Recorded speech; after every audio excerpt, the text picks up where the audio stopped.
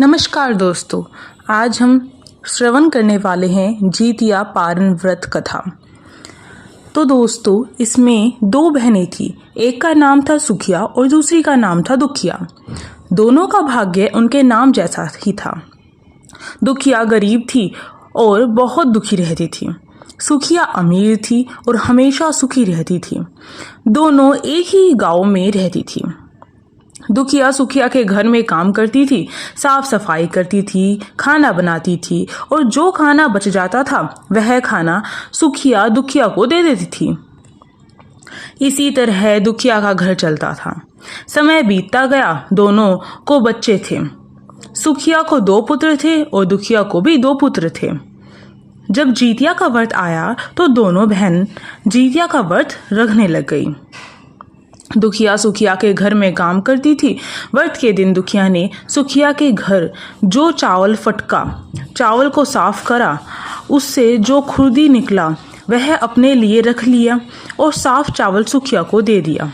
फिर साग को चुनी बढ़िया वाला साग सुखिया के लिए रख दी और जो डंठल था वह अपने लिए रखी। अब दुखिया ने सुखिया के घर सारा खाना बना दिया और अपने घर चावल की खुर्दी और साग की डंठल लेकर गई बनाने के लिए।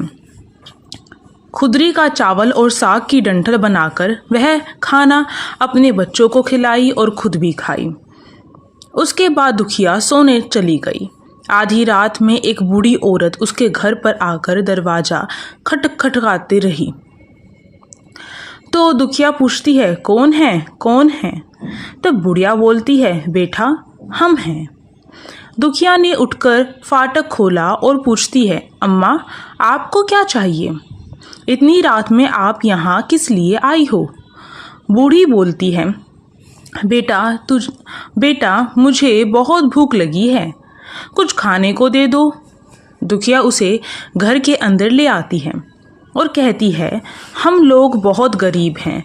आज मैंने खुर्दी का चावल और साग की डंठल बनाया है, क्या आप खाएंगी? तो बुढ़िया माई कहती हैं, हाँ क्यों नहीं खाएंगे, हमें तो बहुत भूख लगी है, हम वही खाएंगे। दुखिया अंदर जाकर खुर्दी का चावल और साग की डंठल लाती है और बुढ़िया को देती है खाने के लिए। बुढ़िया खाना खाने के बाद कहती है कि मुझे अच्छे से कुछ दिखाई नहीं देता, इतनी रात के अंधेरे में मैं अपने घर कैसे जाऊंगी? तो दुखिया कहती है, कोई बात नहीं, आप यहीं पर सो जाइए, सुबह अपने घर चले जाना। तो बुढ़िया दुखिया के घर में ही सो जाती है। फिर थोड़ी देर बाद उठकर बुढ़िया बोलती है, बेटा मुझे पैखाना लगी है, कहाँ करूं? तो दुखिया कहती है, मेरे घर में बाथरूम नहीं है, इसलिए आप उधर कोने में कर लीजिए। बूढ़ी माई पूछती है कि बेटा बड़ बड़ करे या छर छर करे? दुखिया नींद में थी तो वह कहती है, माता जी बड़ बड़ कर दो, मैं सुबह साफ कर दूंगी। फिर थोड़ी देर बाद बूढ़ी पूछती है कि बेटा मैं अपने हाथ कहाँ साफ करूं? तो दुखिया कहती है, आप मेरे सर में अपने हाथ साफ कर लीजिए। जब सुबह होती है तो दुखिया को यह सब सपने के जैसा लगता है कि सोते समय मुझे कोई सपना आया होगा। वह ज़्यादा कुछ नहीं सोचती और नदी में नहाने के लिए चली जाती है। जब वह नदी में नहाती है और अपने बाल धोती है तो उसके बालों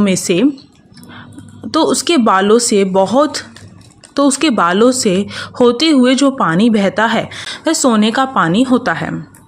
आसपास की सभी महिलाएं यह देखकर चकित रहती हैं और कहती है कि तुम्हारे बालों से तो सोने का पानी गिर रहा है, क्या बात है? फिर उसे रात की सारी बात याद आती है। वह दौड़कर अपने घर की ओर भागती है, यह सोचकर कि उसका घर दीर्घशंका से गंदा हुआ होगा, पहले उसको साफ करना होगा। जब वह अपने घर में जाती है तो देखती है कि घर के हर कोने में ढेर सारा सोना बिखरा पड़ा है।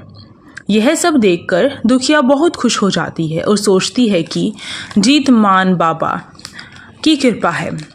यह सब जो माता का रूप धारण करके मेरे घर आए और मुझे इतना आशीर्वाद दिए। अब दुखिया अमीर हो जाती है और सुखिया के घर जाकर काम करना बंद कर देती है।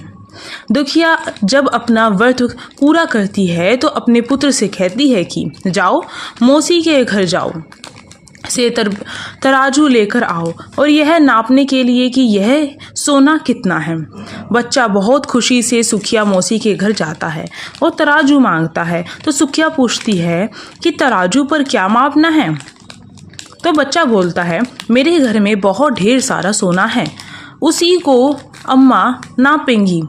सुखिया कहती है खाने के लिए तुम्हारे पास कुछ भी नहीं है और सोना नापेंगी, मुझसे झूठ कहते हो। तो बच्चा कहता है नहीं, मैं झूठ नहीं बोल रहा हूँ।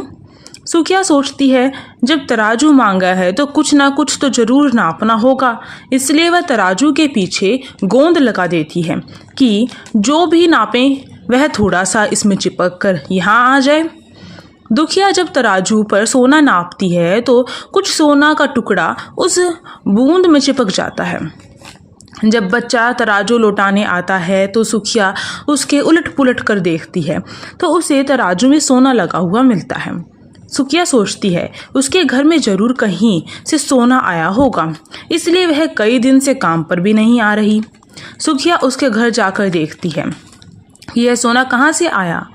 जब सुखिया दुखिया के पास जाकर पूछती है कि तुम्हारे पास कहाँ से इतना सोना आया कि तुम तराजू नापने के लिए मंगवा रही थी, तो दुखिया उस रात की सारी कहानी अपनी बहन सुखिया को बताती है।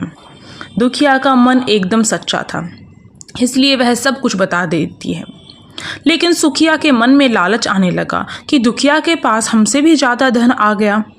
अब अगले जितिया में मैं भी खुर्दी का चावल और साग की डंठल बनाऊंगी। फिर अगले साल जितिया का व्रत दोनों बहन ने रखा। सुखिया के पास हर तरह का सुख था और धन भी था, फिर भी वह जितिया के दिन चावल फटक कर साफ चावल फेंक दी और खुर्दी अपने पास रख ली।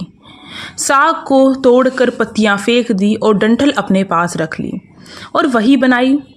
खा पीकर पूजा पाठ करके सोने चली गई। फिर आधी रात में उसके घर में भी बूढ़ी आई और दरवाज़ा खटखटाती है। सुखिया उसका इंतज़ार कर रही होती है। वह तुरंत दरवाज़ा खोलकर बूढ़ी को अपने घर के अंदर ले आती है। बूढ़ी बोलती है मुझे बहुत भूख लगी है, कुछ खाने को दे दो। तो सुखिया कहती है मैंने खुर्दी का चावल और डंठल का साग बनाया है। बूढ़ी बोलती है कोई बात नहीं, मैं खाऊंगी। तो सुखिया परोस देती है। वह खाना खाने के लिए और सोने चली जाती है। बूढ़ी बोलती है मैं घर नहीं जा सकती, मुझे दिखाई नहीं देता। तो सुखिया कहती है कोई बात नहीं, आप यहीं सो जाओ। थोड़ी देर बाद बूढ़ी फिर बोलती है कि मुझे पैखान लगा है, कहाँ करूँ। तो सुखिया कहती है वही कोने में कर लीजिए। फिर थोड़ी देर बाद बूढ़ी अम्मा पूछती है कि बड़बड़ करे या छरछर। इस समय सुखिया को याद नहीं आता कि दुखिया ने क्या बोला था। तो सुखिया बोली माँ छरछर कर दीजिए। फिर बूढ़ी पूछती है बेटा मैं अपने हाथ कहाँ साफ करूँ। सुखिया कहती है मेरे सर में साफ कर लीजिए। बूढ़ी अपना हाथ सुखिया के सर में साफ कर लेती है। जब सुखिया सुबह उठती है तो उसका पूरा घर गंदगी से भरा हुआ पड़ा रहता है और उसके बाल में बहुत गंदगी होती है। यह सब देखकर सुखिया बहुत दुखी हो जाती है और उसे बहुत गुस्सा भी आता है। वह अपनी बहन दुखिया को बुलाती है और उसको गुस्से से देखती है और कहती है कि तुमने हमसे झूठ कहा और मेरा पूरा घर गंदा करवा दिया। तो दुखिया पूछती है कि तुमने क्या कहा था, बड़बड़ या छरछर। तो सुखिया कहती है मैं तो छरछर बोली। तो दुखिया कहती है यहीं पर तो तुमने गलती करी और तुम्हारे पास तो सब कुछ था, किसी चीज़ की कमी नहीं थी, फिर भी तुमने लालच किया। मेरे पास तो कुछ भी नहीं था, तुम्हारे पास तो सब कुछ था। तुम्हारे घर जीतमान बाबा भेष बदल कर आए, लेकिन फिर भी तुमने उन्हें अच्छा खाना नहीं परोसा। मेरे पास तो कुछ भी नहीं था, इसलिए मैंने उन्हें खुर्दी का चावल और साग का डंठल परोसा था। तुमने अपने घर आए भगवान का अपमान किया। सब कुछ रहते हुए भी तुमने साग और भात खिलाया। तुम्हारे पास सब कुछ होते हुए भी तुम्हें लालच नहीं करना चाहिए। तुम्हारे साथ बुरा हुआ है। तो इसी के साथ हम जो है जितिया पारण व्रत कथा समाप्त करते हैं और इसी के साथ जितिया माई की जय हो। और इसी के साथ दोस्तों और व्रत कथाएं सुनने के लिए हमारे चैनल को सब्सक्राइब कर लीजिए। धन्यवाद।